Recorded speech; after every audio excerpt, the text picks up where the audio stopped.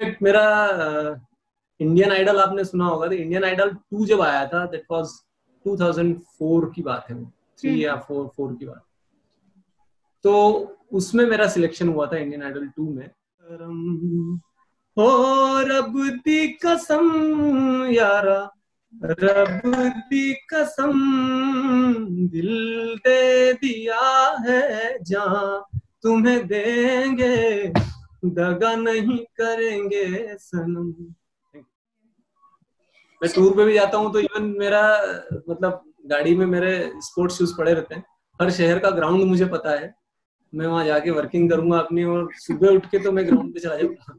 तो वहां पे क्या, कई लोग मुझे देखते हैं तो वो महीने में 1 बार या 2 बार देखते हैं, तो वो ऐसा पूछ लेते हैं कुछ लोग, बोले हमको समझ में नहीं आया, आप आते हो लेकिन महीने में 1 या 2 दिन आते हो, बोले ऐसे कैसे।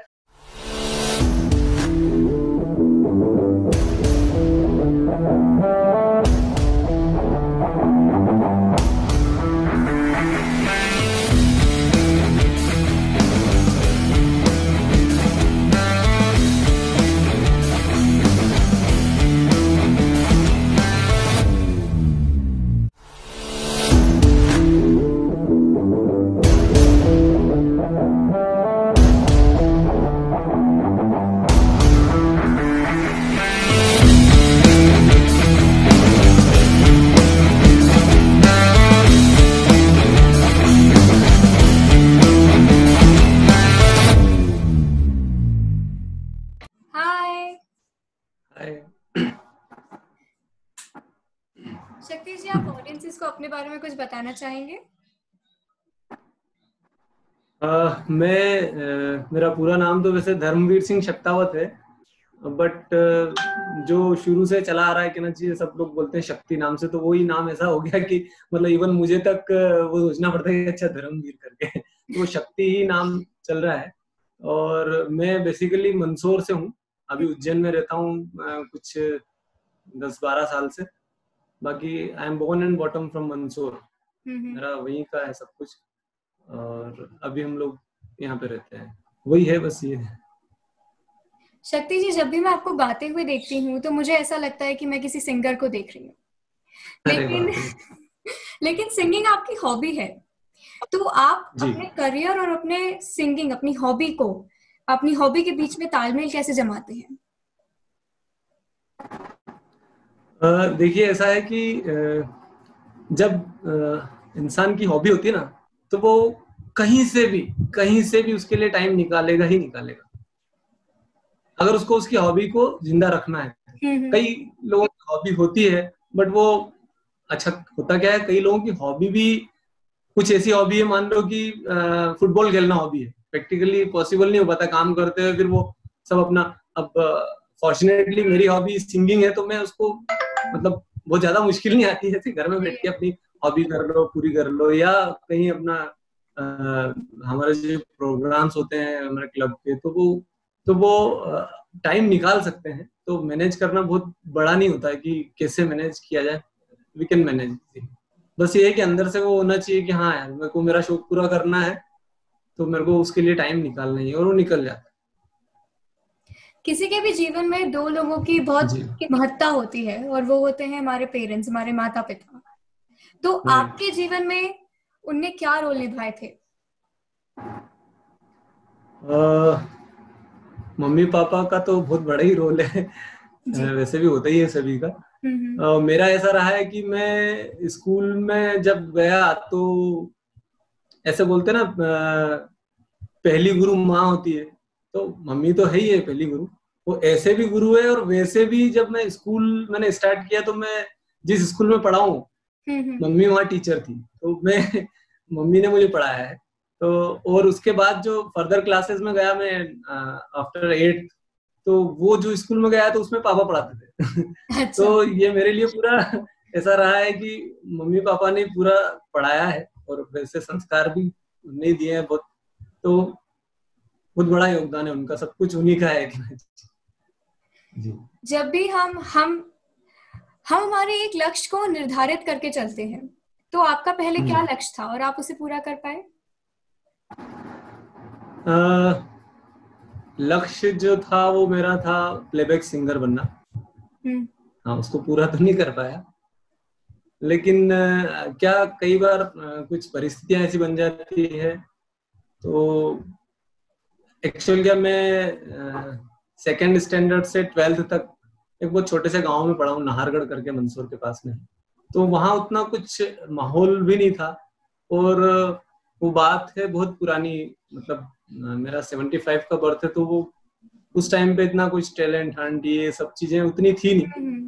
तो और एक शहर का भी अपना इफेक्ट रहता है, अगर कहीं बड़ी सिटी में होते हैं तो थोड़े से चांसेस ज्यादा मिल जाते हैं, तो वो चीजें रही नहीं। हाँ, इनफैक्ट मेरा इंडियन आइडल आपने सुना होगा, तो इंडियन आइडल 2 जब आया था, दैट वाज 2004 की बात है, वो 3 या 4 की बात। तो उसमें मेरा सिलेक्शन हुआ था इंडियन आइडल 2 में, बट अनफॉर्चुनेटली मैं जा नहीं पाया उसमें, क्योंकि मैंने एक कंपनी ज्वाइन की थी, मैं फार्मा कंपनी में कर रहा था काम। तो एक एल्केम करके एक बहुत बड़ी कंपनी है इंडिया की। तो मतलब कहना चाहिए सौभाग्य से मुझे एल्केम कंपनी में जॉब मिली, तो मैंने उसमें काम किया। और वो मेरा फर्स्ट मंथ था जब मेरा इधर इंडियन आइडल में सिलेक्शन हुआ, तो वो मेरा पहला महीना था। कलकत्ता मुझे ऑडिशन के लिए बुलाया था, तो अब वो पहला महीना और इतनी बड़ी कंपनी, और उसमें मैं छुट्टी के लिए, वो भी क्लोजिंग, हमारे इसमें क्या क्लोजिंग टाइम बहुत मेन होता है। तो क्लोजिंग टाइम मतलब मंथ का एंड वाला जो टाइम है, वो फार्मा कंपनी वालों के लिए बहुत इंपॉर्टेंट होता है। और वो ऑडिशन भी 28th, मुझे अभी भी तारीख याद है, 28th को था वो। तो वो मैं जा ही नहीं पाया, क्योंकि इतनी बड़ी कंपनी और फर्स्ट मंथ, और अगर मैं छुट्टी लूंगा तो कंपनी बोलेगी ये बंदा फ्रॉड है, बोले हटाओ इसको। तो वो मेरे लिए बहुत, तो वो चांस चला गया। मेरे काफी सारे दोस्तों ने बोला कि यार तेरे को जाना चाहिए था, तू इतना बढ़िया ये वो, फिर नहीं जा पाया। तो उसके बाद से फिर सारी परिस्थितियां ऐसी बनती गई, और फिर मैं काम में उलझता गया। फिर जाके कहीं रिलैक्सेशन हुआ, तो मैं फिर वापस से गाने को वो लेके आया कि हाँ। शक्ति जी, अगला प्रश्न जो है वो मैं आपकी फिटनेस को लेकर पूछना चाहती हूँ। जी। काफी लोग यही सोचते रहते हैं कि फिट कैसे रहें, तो आपके पास उनके लिए कुछ टिप्स हैं?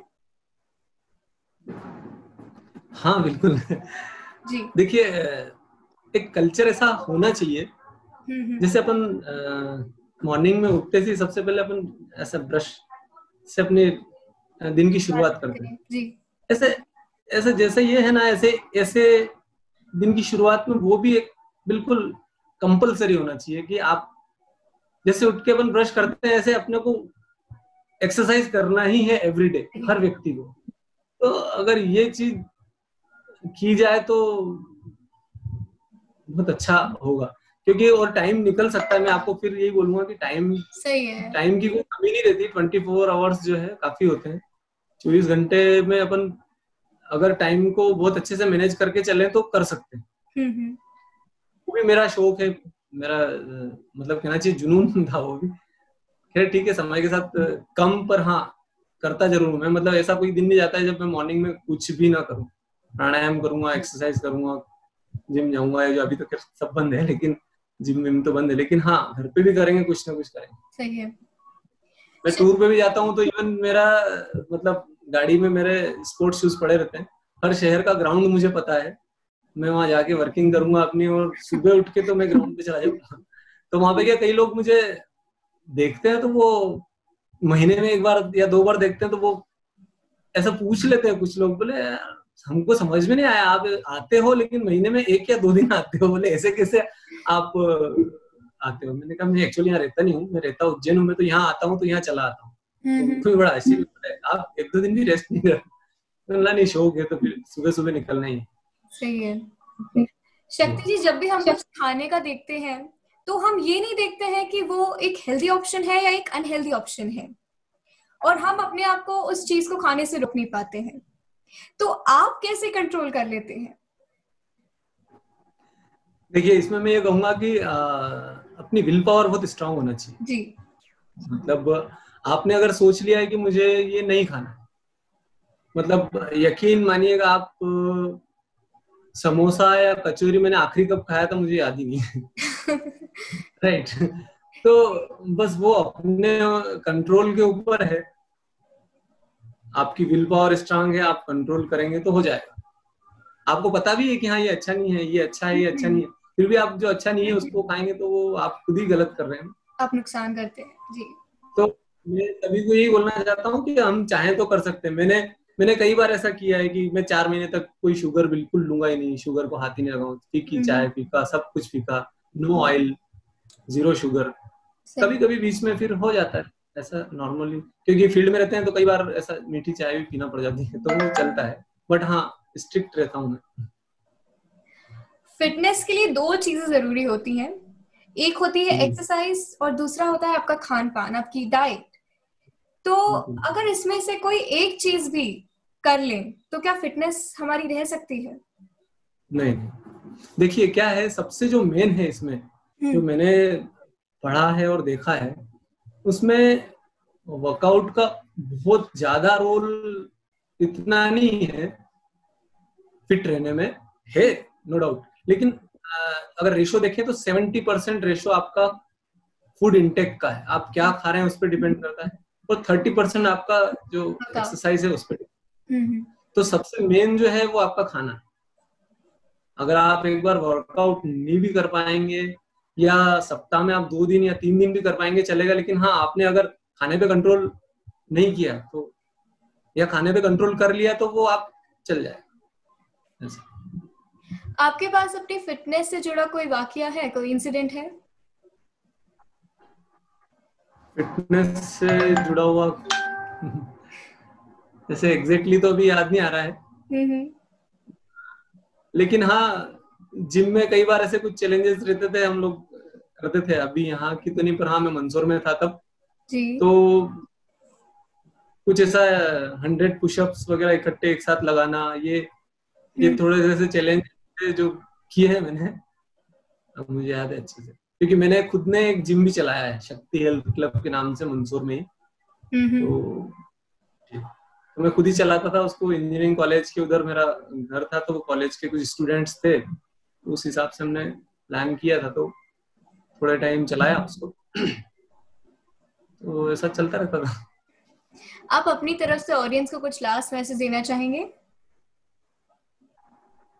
मैं मैसेज यही देना चाहूंगा कि हम लोगों को हर पल को बहुत अच्छे से जीना चाहिए जी।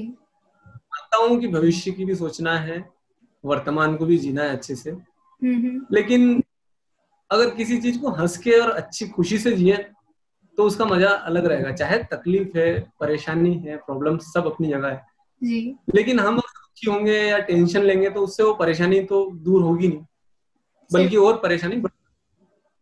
तो हर पल को मस्त अच्छे से जिए और अपने परिवार का अच्छे से ध्यान रखें, फिट रहें, दूसरों को भी इंस्पायर करें फिटनेस के लिए, और अपना शौक अच्छे से पूरा करें।